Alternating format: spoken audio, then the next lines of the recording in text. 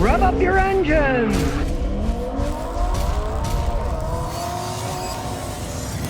Well, Ford just did a patent on a radical new twin turbo system, and they are getting to a level of complexity that would make your head spin and fly right off. You might wonder in the first place, that when the Ford started really mass producing those EcoBoost V6s, why are they making two turbos? It costs more money to make them, right?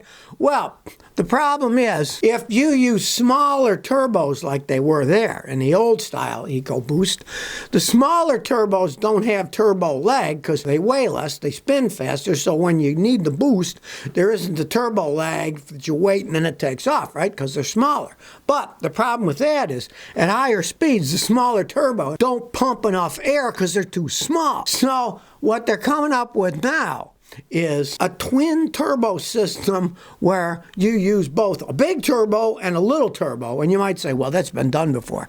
Well, yes, it has. But this is a radically new one. And the level of complexity, like I said, will make your head spin. Maybe not such a great idea for a company that's having quality control issues, but here's how it works.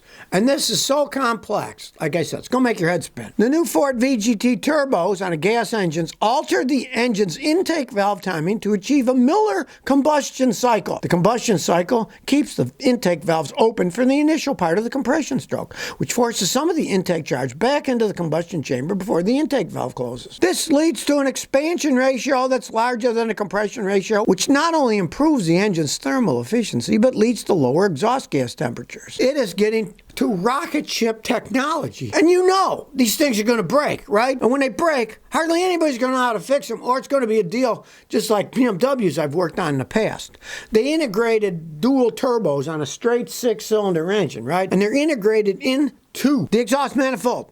So when they go, you got to buy the whole manifold assembly, exhaust manifolds, with the turbos built in. It costs a fortune to fix these things when they break. Now, great that you can make these things. Porsche has one where they are boosting their turbo by adding electric turbos too, that they also have electric motors involved with the turbocharging, making them spin, partly electric, partly running off the exhaust gas. What a level of complexity. Of course, that's Porsche, endless money pits. They cost a fortune. The fact that Ford has a patent they're planning on putting in these irregular mass-produced cars, I wouldn't buy one, let me tell you. When those things break, and they will break, they would be a fortune to repair. And all this because, no, they're worried about a little turbo lag. These engineers and these designers, they're living in an ivory tower. You know, we want cars that run good.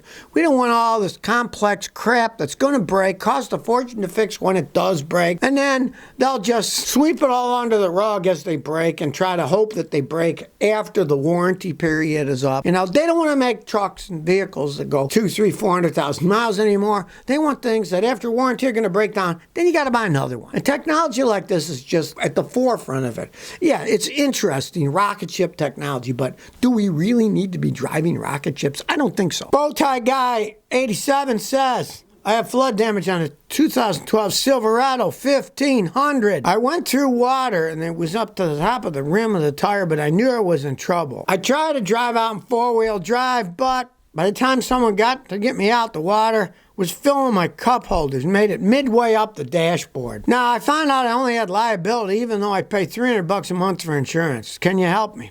Okay, well, I got bad news for you. Anytime the water reaches the dash, all insurance companies will total your vehicle. And you sure have a scumbag insurance company if they're charging you $300 a month, $3,600 a year, and all you got was liability. They are ripping you off. But if that is the case, you're pretty much screwed, because when they get that high, everything electronic is going to be crap. That's a 2012 Silverado. It's pretty modern. Everything's computer run. All the computer modules are going to be destroyed from the water. I mean, if you want to try to find a mechanic like me that'll say, bring it over here, tow it over here, let me get my hair dryer out, let me see if I can dry out computer modules, at least try to get it running and see what's wrong. But understand, in the long run, it's probably toast, because you get underwater water and all those computers get wet, even if you dried them with a hairdryer, they're generally damaged. And over the course of months or years, everything will start shorting out and everything's electronic on it. Unfortunately, you're pretty much screwed. It's probably better to just say goodbye to the truck. Now, when I was a kid, you could fix them because all they had was carburetors and distributors. Everything was simple and the electronic stuff wasn't that big, so you didn't have to worry. You could just replace the ignition system. And the carburetor is just fuel sprayed through a metal carburetor. If it got wet, you can just take it out and dry it out. It didn't have electronic parts on it. But today, they get flooded to the dash. You can pretty much kiss your vehicle goodbye, unfortunately for you. Twisted Tone says, Scotty, is doing a lease trade-in on a vehicle a good way to pay off negative equity? The worst thing in the world to do in terms of economics is to lease a car unless you run a business and you are allowed to write the lease off because it is a business expense. Otherwise, you lease a car, you are paying the rest of your life. You don't own it. You just pay and pay and pay and pay and pay and pay. That's sad but true. You got a payment forever. I never had a lease payment because I always pay my cars off. I buy them cash.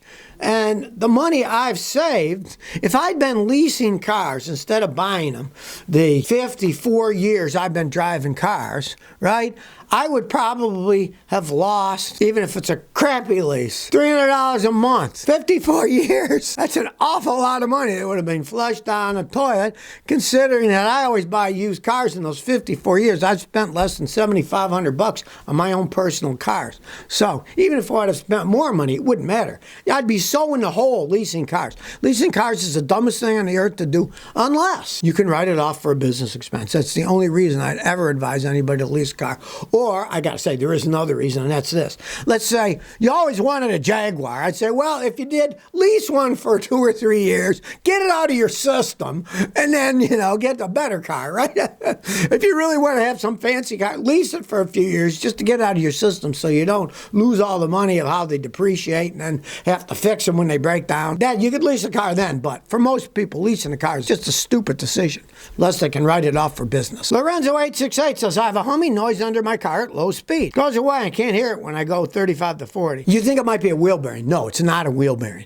Wheel bearings make a humming noise. The faster you go, the faster the hum and the louder the hum. I can just about guarantee you that it is your tire, because tires do that. If they're out around, they're slightly worn, they'll hum at lower speeds, and higher speeds they get spinning faster, and then for some reason the rubber becomes more round as you go faster. It becomes more round, the humming goes away. If it was a wheel bearing, the faster you go, the louder the noise, the faster the pitch. In your case, it goes away. So when you get lots of noises at low speeds, invariably, if it goes away at high speeds, it's the tire. There's something wrong with one of your tires. So swap them around, see what happens. Mariel Beck says, I got a 2010 Toyota Matrix, and I have a clicking noise coming from my left tire. It happens when I turn. 3 years ago, I changed both CV joints. What could be the problem? You turn and it clacks. That is a CV joint clacking. Right? Look under there. If the rubber boot's ripped, then the grease comes out and they wear out. So if that's the case, you're going to have to replace it again. Nobody really replaces the joints. You can buy the whole axle, and the Chinese do a decent job building. You can buy the whole axle for a Matrix for like $69 and $79 at discount auto parts stores. They go in, they're perfectly fine. Nobody takes them apart and replaces the actual joints on the shafts, because you can buy the whole things much cheaper with new everything, right? Let's say the boot isn't ripped and you're still getting that clacking noise. Then you got a bad axle, whoever sold it to you, if it's been 3 years and it's worn already. Let's say you didn't buy a new one, but you bought a remanufactured one. They obviously didn't remanufacture it right. I don't believe in using remanufacturing parts or stuff like that. I personally buy brand new ones and stick them on, because the remanufactured stuff, it often doesn't hold up all that well. And a lot of times, let's say the outer CV joint went, and then they remanufacture the whole axle. A lot of times they'll replace the outer one, but they just use the inner one over. And it's old, and of course, maybe they put a new rubber boot on it, but it's old, and then that could be making a noise from wear because they didn't replace them both. That's why I don't go for remanufactured axles. I only go for new ones, brand new ones. Rubio says, I got an '06 Suburban, and it has P0301 code. I replaced the spark plug, coil pack, and wire, and nothing. And I also have P0300. Hell, P0301 is misfire cylinder number 1.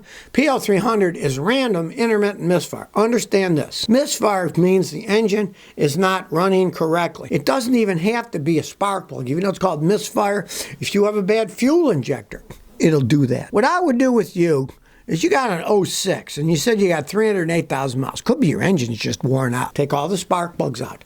Do a wet and dry compression test or pay a mechanic to do that. He might tell you your engine is flat, worn out inside. You're going to either live with that misfire or you're going to have to rebuild the whole engine. In which case, then you decide you want to rebuild or get another car. Now, let's say the compression is fine.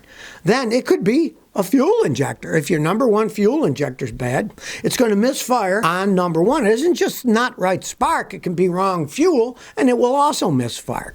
Of course, you could also have a blowing head gasket. You could have wiring problem, computer, lots of things. But always start basic. With 308,000 miles, have the engine compression checked. And if it's worn out, then you know, well, I'm going to put another engine or get another vehicle, and then you don't keep chasing after the dragon wondering, well, is it ignition, is it fuel? If you see the engine's worn out, you stop there and then decide what to do. You always have to start with the basic with an engine with that kind of mileage on it. So if you never want to miss another one of my new car repair videos, remember to ring that bell.